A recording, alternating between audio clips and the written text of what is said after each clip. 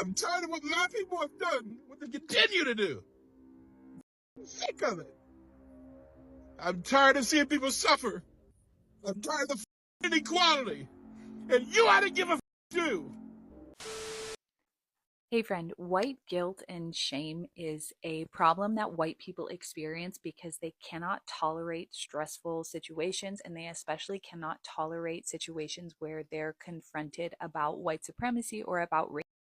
So it's a form of dirty pain, which Menachem describes in his book, which is a type of pain where we are sitting in our wounds and refusing to heal them. So we are becoming cruel or violent. We are running away. We are just emotionally disassociating ourselves.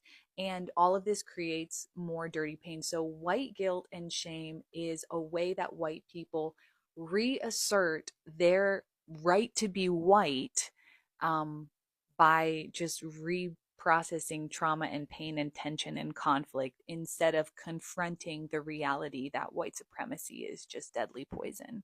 I hope that helps. And then because they refuse to deal with their issues and go seek help, the rest of the world have to deal with the consequences of them not dealing with their issues. Issues that's constantly making the sole of their feet itch so they can sit still. If they are not out there causing mayhem and destruction, pain, suffering, and trauma, unaliving people, is like something is wrong.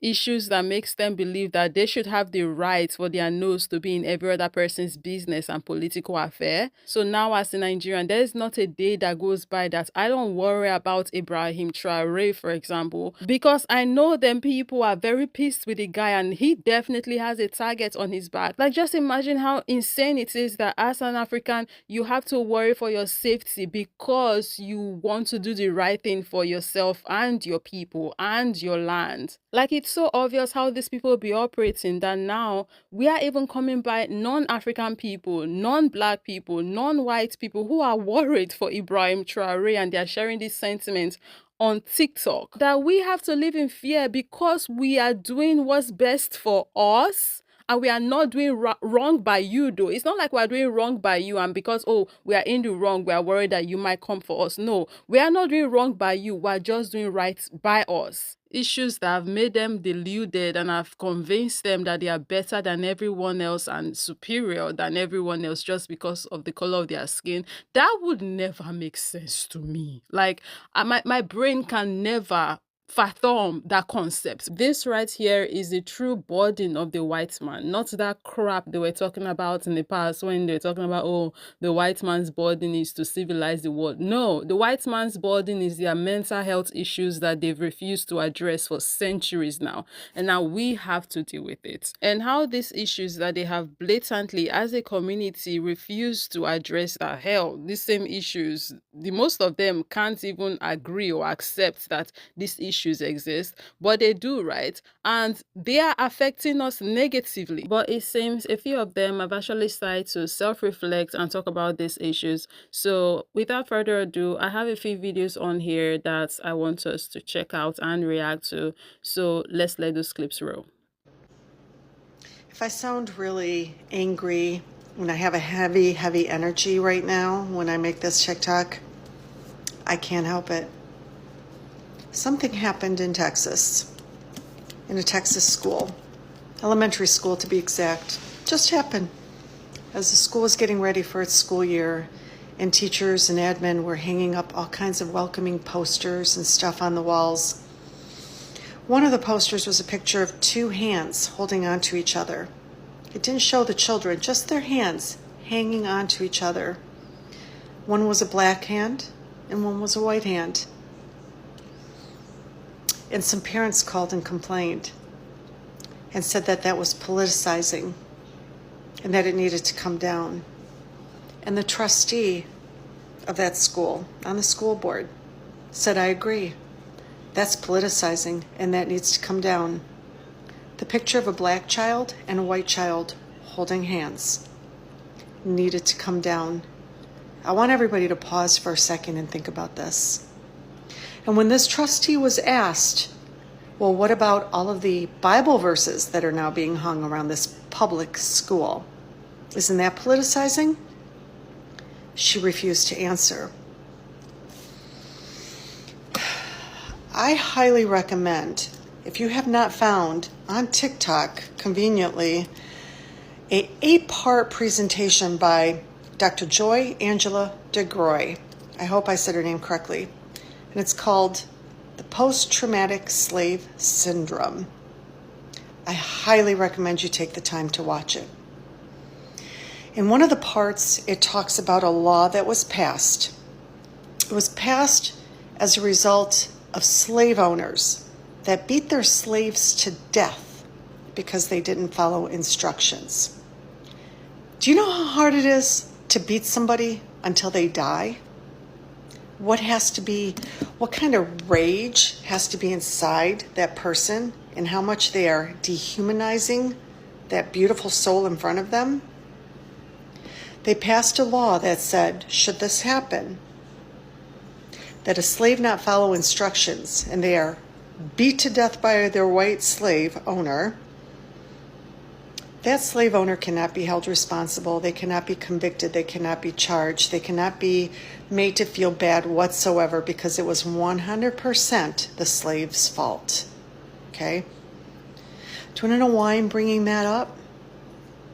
Because when you take a look at all these white nationalist evangelical Republicans today, including those on Moms for Liberty taking over these school boards, and you see their coldness, the steel coldness in their eyes when people come in and cry and plead and try to have fruitful conversation and get them to see the error of their ways when they behave like this,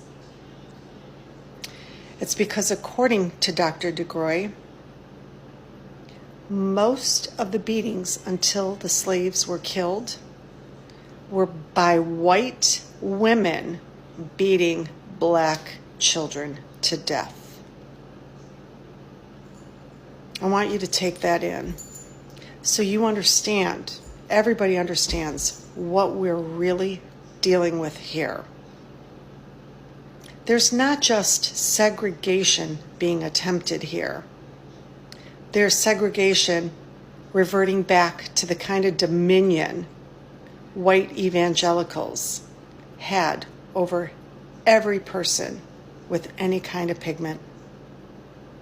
Okay? That's what's happening. So whatever was in those women's cold, dead hearts when they sat there beating these black children to death for not following instructions, that kind of DNA, whatever that evilness is what has infected the white evangelical Republican movement today. I said what I said. Taking this conversation to a biological, or looking at it from a biological angle, is very, very important. And I like that in her video she recommended Dr. Joy DeGroy's post-traumatic slave disorder series, which is something that I've seen. I've not seen the whole part of it. I've seen just repost of it on TikTok. But now that I think about it, it's possible that I might have seen the whole thing, because I've seen several different clips of it. So who knows, maybe if you combine all the clips I've seen here and there, I may or may not have seen the whole thing. But regardless, I'm going to check it out and just see for myself, maybe if there are parts of it I've not seen. And I too would like to recommend it. If you've not seen it before, please check it out. It's very insightful, very educational. It would really make you start to see some things different. Some things will start to click together and to start to make more sense. You understand? Even as a black person, yes, like, because she did not only speak about white people in the series, in her presentation, no, she spoke about how post-traumatic slave disorder also affects black people, but the way it shows up in black people is very different from how it shows up in white people. And looking at this conversation from a biological angle, I think what I'm about to say now is something that I've shared on here before. I'm not sure. Maybe I have, maybe I haven't. But like, when you think about it, right, over there in Europe, where they were before colonization happened, then people were unaliving themselves there, and they were constantly warring and doing all dubious, heinous, diabolical things to each other before they discover that there are some other groups of people that don't look like them that they can do these things to, right, and enrich themselves on the necks of these people. Now, it starts to make you think, if there is a post-traumatic slave disorder that these people are suffering from, all of that brutality that they were doing over there in Europe for centuries to themselves, how did that affect these people and their DNA, their biology? And because if you look at what these people did during colonization and slavery, like from the surface, it looks like they went from 0 to 100. 1 minute they were not colonizing and enslaving and just extorting people, and the next they were doing all of that and then some more. It doesn't make sense. Like, it's not possible to go from 0 to 100 like that. But when you bring into the conversation the context of how they were worrying and unaliving themselves over there in Europe for centuries with no remorse, by the way, it now starts to make sense how these people could do all of that and then some more to other groups of people and not feel bad for it. No iota of like, oh my goodness, this is wrong, we probably should not be doing this. Why? Because they have been so desensitized from doing it to themselves that they could not find any difficulty in doing it to other groups of people. It did not even end at colonization, right? The brutality, the wickedness, just this desire to cause pain, the desire to conquer, and the desire to just be owning everybody's age. It's like then people are still acting like they are in the Stone Age, and it's like this scarcity mentality. Those of us who have read the history, we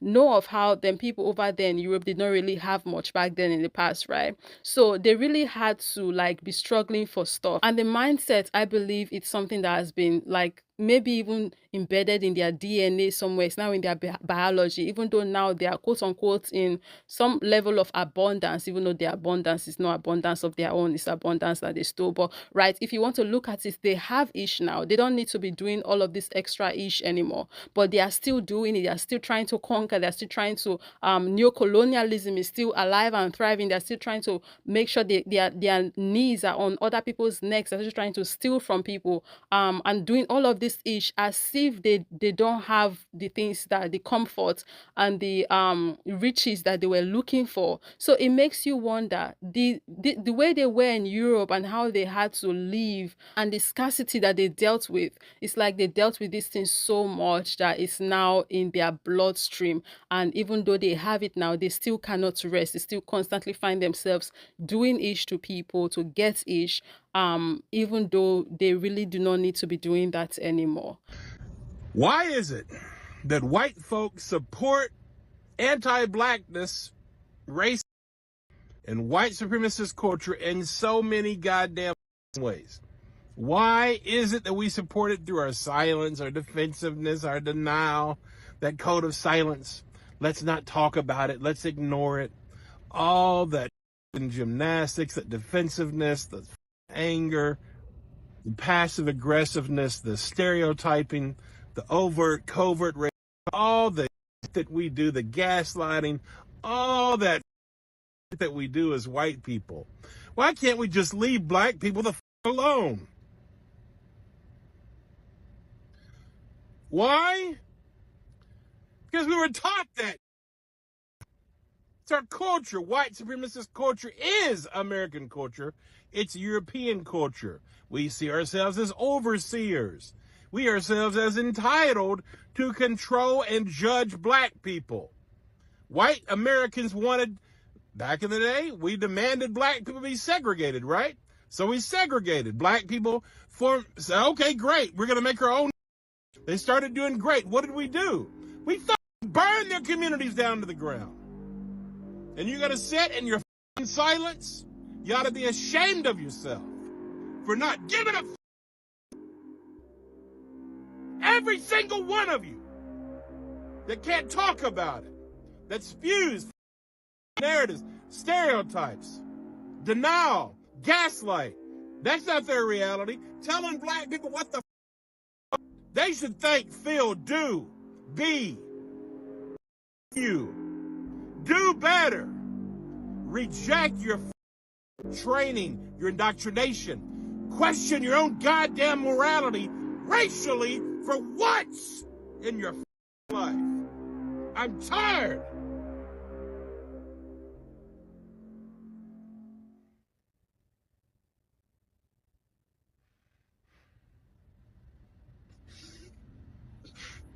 I'm tired of what my people have done, what they continue to do. I'm sick of it. I'm tired of seeing people suffer. I'm tired of the inequality. And you ought to give a too. It really is very painful being in this world, seeing how things are done, hating it, and not having any power to change it. I don't know what to say right now, except I really do hope that a day would come soon. Emphasis on soon, please, where we would have a world that is better than the world that we have now. But guys, this is the video. What are your thoughts? Let us know down below in the comment section. Let's continue this conversation there. Thank you very much for watching. And of course, as always, I'll be catching you in my next video. Bye.